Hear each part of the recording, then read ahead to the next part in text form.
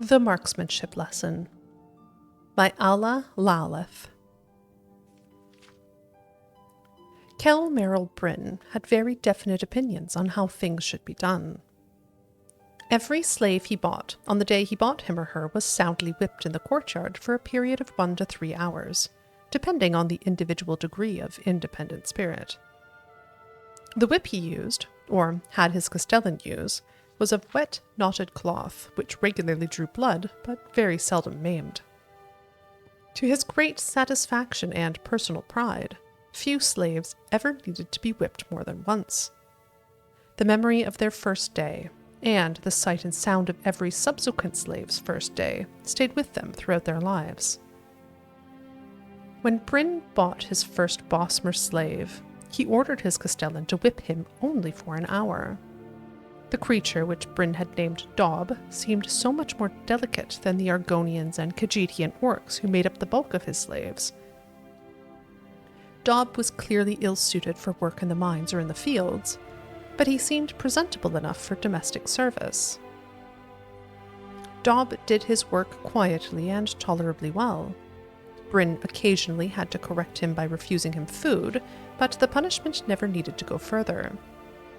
Whenever guests arrived at the plantation, the sight of the exotic and elegant addition to Bryn's household staff always impressed them. "Here, you," said Genetha Illoch, a minor but still noble member of the House Indaril, as Dob presented her with a glass of wine. "Were you born a slave?"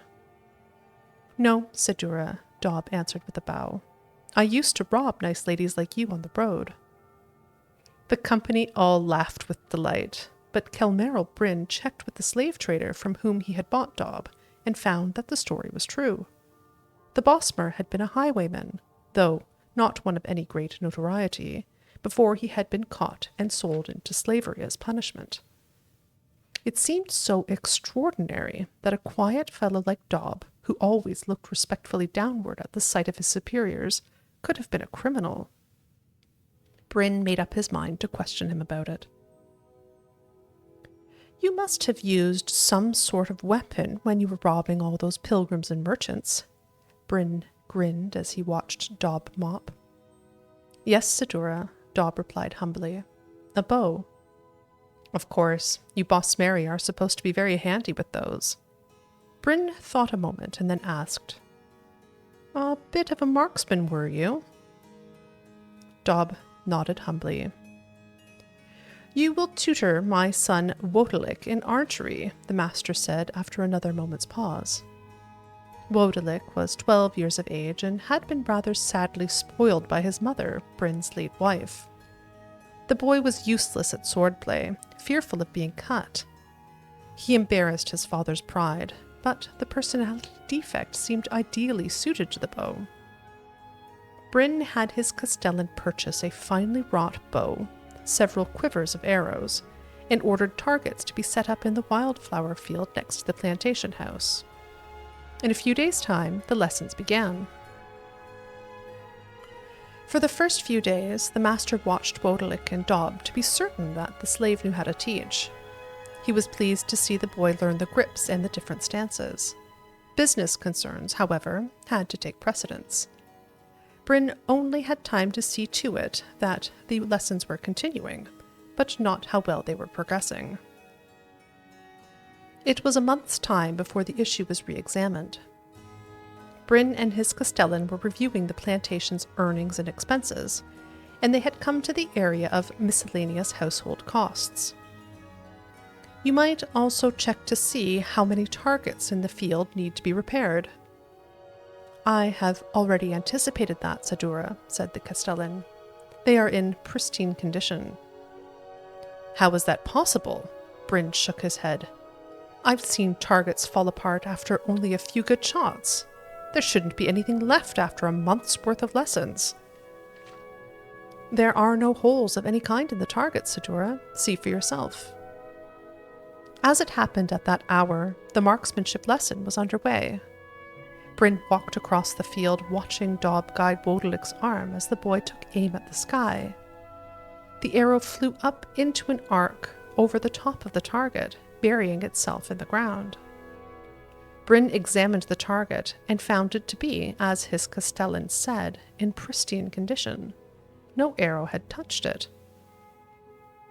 "Master Bourlor, you must pull your right arm down further," Dob was saying, "and the follow-through is essential if you expect your arrow to gain any height." "Height?" Bryn snarled. "What about accuracy?" "Unless he's been secretly racking up a high kill ratio on birds, you haven't taught my son a thing about marksmanship." Dob bowed humbly. "Sedura, first Master Bourlor must become comfortable with the weapon before he need worry about accuracy.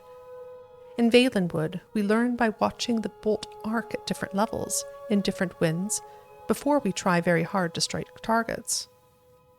Bryn's face turned purple with fury. "I'm not a fool. I should have known not to trust a slave with my boy's education."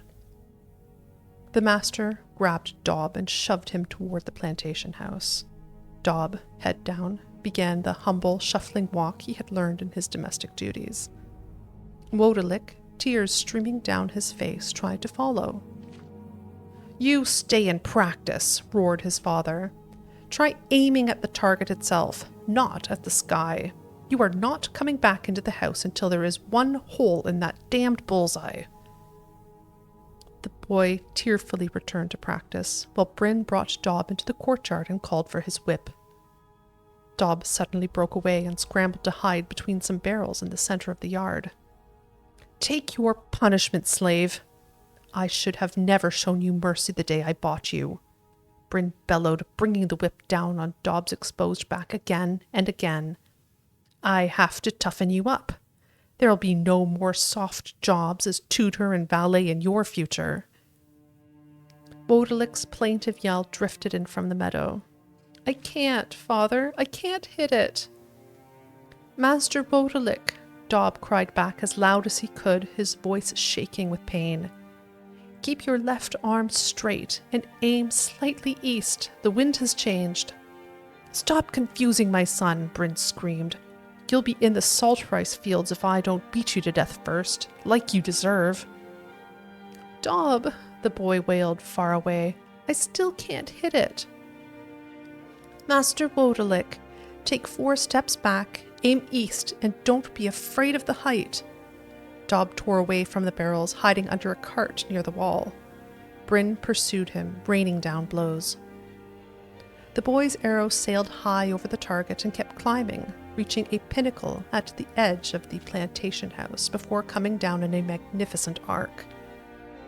Bryn tasted the blood before he realized he'd been hit. Gingerly, he raised his hands and felt the arrowhead protruding out of the back of his neck. He looked at Dob crouching under the wagon and thought he saw a thin smile cross the slave's lips. Just for an instant before he died, Bryn saw the face of the rogue highwayman on Dob. "Bullseye, Master Bourlor," Dob crowed.